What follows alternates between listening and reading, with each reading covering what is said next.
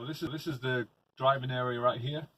We have two places for cups with places where the handle of the cup will stick out, or you can have a drink holder inside. You can put it in the middle one. Got a place down here to store items. As you can see, we store our telephone here, sometimes use that for navigation.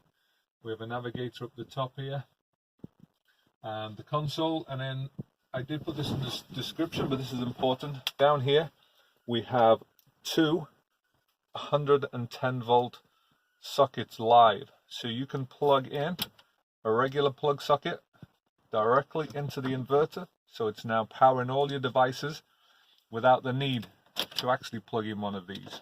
Or if you have more than one device, you can plug in 1, 2, 3 and plug in items down here as well.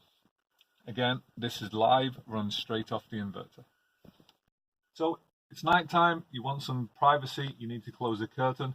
First thing you do is just simply pull down the two screens, reach over here to the curtain, it's on the rail, all the way around, right down to the side. Finished. Nice and private, nighttime.